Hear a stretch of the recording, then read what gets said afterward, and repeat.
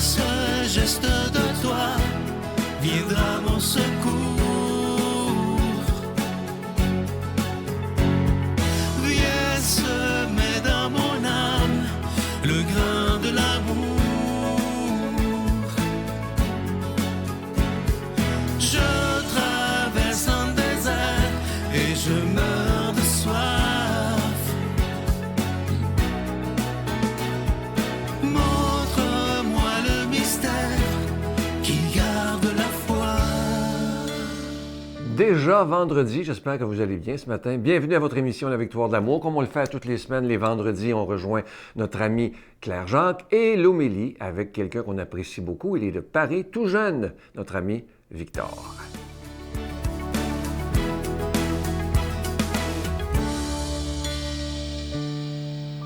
Bonjour, chers complices du vendredi. J'espère que vous vous portez bien. Je sais que là, dans ces tensions, on a des espèces de petits hiccups de température. J'espère que vous vous protégez bien dans tout ça, que vous prenez bien soin de vous.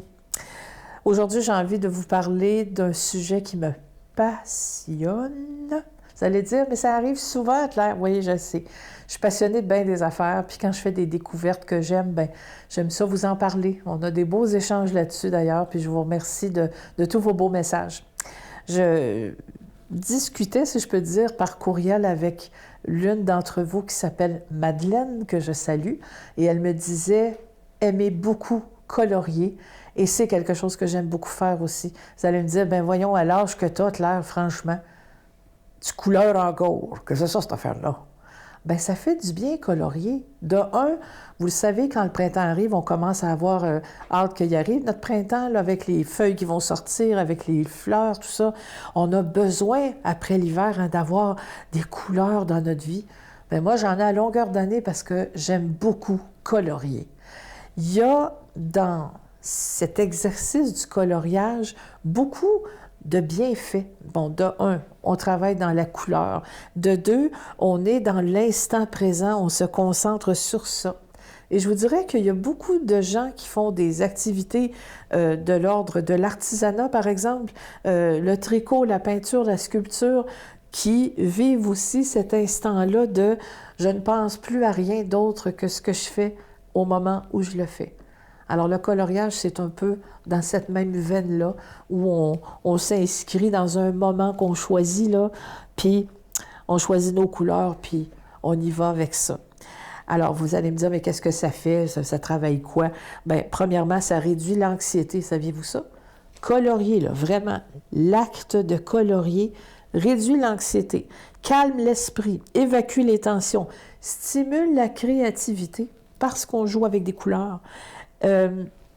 Et paraît-il que pour les enfants, ça les aide à avoir une meilleure disposition à l'apprentissage. C'est pas rien. Évidemment, on tient quelque chose, on tient un crayon, donc ça développe aussi la motricité fine. Et je sais qu'en vieillissant, c'est un défi. Moi-même, je commence à avoir des fois les extrémités qui sentent moins bien les affaires. Alors le fait d'être obligé de tenir quelque chose dans ses mains de précis, d'avoir une action précise, bien, ça contribue en tout cas à la continuation de l'exercice de cette motricité fine-là. Ça améliore la concentration. Oui, la concentration. Il paraît même qu'il y a des médecins maintenant qui prescrivent de colorier. Saviez-vous ça? Oui, particulièrement pour les gens qui souffrent de, comment que ça s'appelle? ADHD, quelque chose comme ça. En tout cas, les troubles de concentration, il paraît que ça aide beaucoup. Ça fait baisser le niveau de cortisol, donc l'anxiété. Ça fait augmenter la dopamine, donc une hormone qui va comme provoquer un moment de tranquillité, de calme. Et pour les enfants, c'est une très bonne alternative aux écrans. On est-tu tanné de les voir en train de toujours flatter l'écran avec les doigts? On peut-tu arrêter de flatter nos écrans puis juste faire quelque chose, hein? Il me semble que ça fait tellement du bien d'avoir quelque chose de concret au lieu de juste flatter un écran pour qu'il y ait quelque chose qui se passe. En fait, colorier, ça flatte les parties de notre cerveau qui vont être stimulées à continuer d'évoluer. Donc, je vous souhaite sur ce un excellent coloriage. Amusez-vous avec les couleurs. À bientôt. Notre Père qui es aux cieux, Que ton nom soit sanctifié, que ton règne vienne, que ta volonté soit faite sur la terre comme au ciel. Donne-nous aujourd'hui notre pain de ce jour. Pardonne-nous nos offenses, comme nous pardonnons aussi à ceux qui nous ont offensés.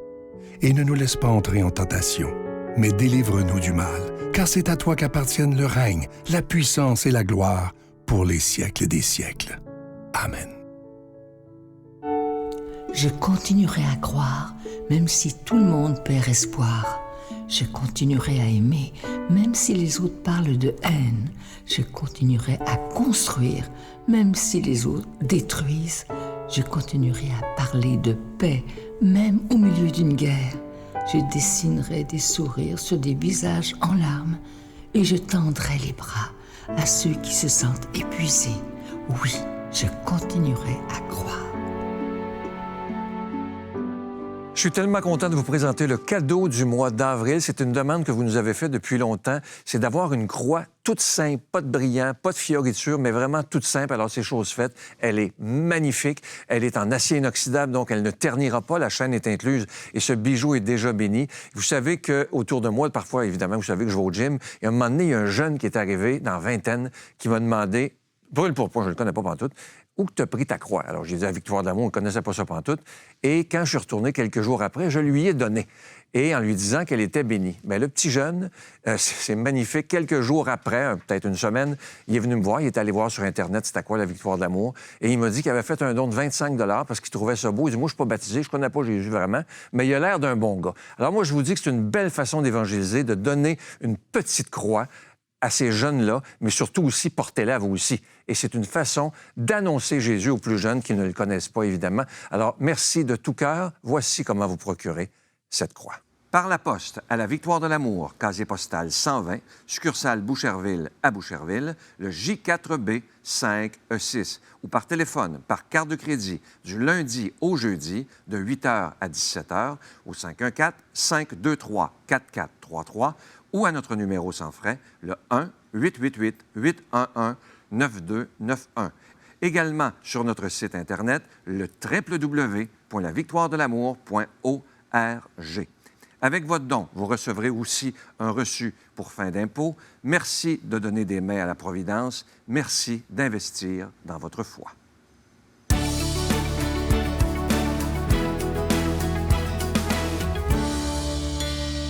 Mon Dieu, donnez-moi la sérénité d'accepter les choses que je ne peux changer, le courage de changer les choses que je peux et la sagesse d'en connaître la différence.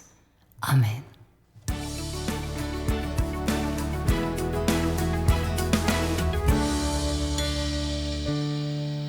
Bonjour, dans l'Évangile aujourd'hui, Dieu nous parle par des chiffres ou des nombres. Au moment où l'Évangile ou les textes du Nouveau Testament de la Bible sont écrits, il y a une culture juive qui est très forte et dans la culture juive, les nombres ont une valeur symbolique qui est très importante. Par exemple, dans la Genèse déjà, les 7 jours de la création parlent du 7 comme étant la plénitude. Le 12 des 12 apôtres, c'est la multitude. Le nombre comme ça ont une signification dans cette culture-là et c'est pas pour rien que Dieu parle à travers ces nombres ou que Jésus même choisit ce nombre précis. Et par exemple, quand Jésus dit dans l'Évangile qu'il faut pardonner jusqu'à 70 fois, 7 fois, eh ben 70 et 7, ça correspond au 7 fois 10 et le 7. Le 7, c'est la plénitude, le 10, c'est ce qui est plein, ce qui est complet et ce qui doit être renouvelé dans cette culture juive. Et donc 70 fois 7 fois, en gros, ça veut dire pardonne tout le temps. Dans l'Évangile aujourd'hui, après une légère parenthèse, digression sur ce que signifient ces chiffres, on voit un autre chiffre, c'est le 153. Jésus, il apparaît après la résurrection aux apôtres et il dit à Pierre et aux gens qui sont avec lui de pêcher, de lancer leur filet pour la pêche, parce qu'ils sont dans une barque sur le lac. Il leur dit de lancer le filet. Et le filet, à ce moment-là, retient tellement de poissons que la barque manque de chavirer. Et il est dit que le nombre de poissons était de 153. Dieu, s'il fait un miracle, il peut aussi bien mettre un nombre précis de poissons. Et les théologiens se sont longtemps posé la question de ce que pouvait vouloir dire ce 153. Et il y a une explication qui me semble assez belle. 153 poissons, c'est un multiple de 17. Et le 17, c'est 10 et 7. Une nouvelle fois, la totalité et la plénitude. Pour montrer que le message de Jésus, là Jésus il apparaît aux apôtres, le message de Jésus il est universel, il s'adresse à la totalité, à la plénitude de l'humanité en quelque sorte. À tout le monde, à tous ceux qui voudront bien l'entendre et y adhérer. Mais en plus de ça, le 17, il n'est pas anodin parce qu'au début des Actes des Apôtres, au chapitre 2, donc c'est-à-dire juste après que le moment où Jésus monte au ciel, les apôtres vont évangéliser, et c'est le nombre aussi de peuples énumérés qui entendent les apôtres. Au chapitre 2 des Actes des Apôtres, relisez le passage si vous voulez, il y a 17 peuples qui sont énumérés. Tous ces gens-là entendent les apôtres parler dans leur propre langue. Et c'est ça justement qui a fait s'arrêter les théologiens sur ce nombre 17, sur le 10 et le 7, pour une nouvelle fois nous montrer la pluralité des gens qui peuvent entendre parler de Jésus et ceux à qui ce message est adressé une nouvelle fois. Et la question que ça nous pose alors, c'est Jésus là parle entre guillemets en symbole, en signe, juste après un miracle, pour dire quelque chose de réel. Quand Jésus fait un miracle, encore aujourd'hui, quand il fait des miracles, c'est pour quelque chose de plus profond. La plus grande chose, la première des choses que Dieu veut pour nous, c'est notre conversion, c'est pour qu'on finisse au paradis, pour qu'on soit saint. C'est pour ça qu'il nous crée, pour qu'on aille dans l'éternité avec lui. Et quand il guérit quelqu'un, par exemple, quand il fait un miracle, c'est pour Dieu un signe pour qu'on se convertisse et qu'on croit en lui alors. La priorité pour Dieu quand il fait un miracle, c'est pas d'abord qu'on se dise « Waouh, c'est extraordinaire », mais pour qu'on croit en lui. Après, évidemment, quand on se dit « Waouh, c'est extraordinaire », ça nous donne envie de croire en Dieu, mais ce signe-là, il sert à la conversion profonde, à changer de vie. Et donc ces chiffres-là, dans l'Évangile, ils ont en quelque sorte la même utilité. Là, ici, c'est adressé à des Juifs à cette époque-là, mais ça nous pose la question, nous, à quel point est-ce qu'on est missionnaire ? Le 10 et le 7, la plénitude et la totalité. Tout le monde peut entendre parler de Jésus, mais ça veut dire aussi que tout le monde peut parler de Jésus. Nous, est-ce qu'on parle assez de Jésus ? Est-ce qu'on se sent même envoyé ? La dernière phrase de Jésus dans l'Évangile, c'est « Allez de toutes les nations, faites des disciples ». Baptisez-les au nom du Père et du Fils et du Saint-Esprit, apprenez-leur à observer tout ce que je vous ai commandé, c'est-à-dire aimez-vous les uns les autres comme je vous ai aimé, et moi, je suis avec vous tous les jours jusqu'à la fin du monde. Jésus est avec nous, il nous envoie. Est-ce qu'on se sent envoyé ? Si oui, allons-y. Sinon, alors il faut se reconnecter à Jésus jusqu'à se sentir envoyé et y aller pour évangéliser au nom du Père et du Fils et du Saint-Esprit. Amen. Je vous salue Marie, pleine de grâce. Le Seigneur est avec vous. Vous êtes bénie entre toutes les femmes, et Jésus, le fruit de vos entrailles, est béni. Sainte Marie, Mère de Dieu, priez pour nous pécheurs, maintenant et à l'heure de notre mort. Amen.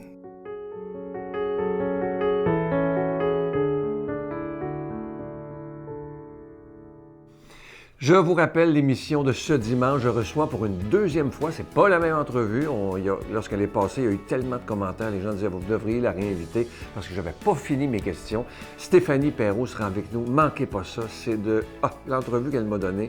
C'est absolument extraordinaire. Donc, c'est ce dimanche. Manquez pas ça. Et notre objectif, je vous le rappelle, moi, vous le rappelez tout le mois d'avril. En avril, je donne une croix de la paix à quelqu'un. À demain. Bye. Une guerre que j'entretenais avec moi-même, Sylvain, qui était plus grande que tous les autres défis que auxquels j'ai traversé. C'était plus grand que la dépendance, la haine que je me portais. J'ai le cœur qui bat à contre-temps. J'ai le sang qui va à contre-courant. Même si tu me disais que ça ne se fait pas, je partirai.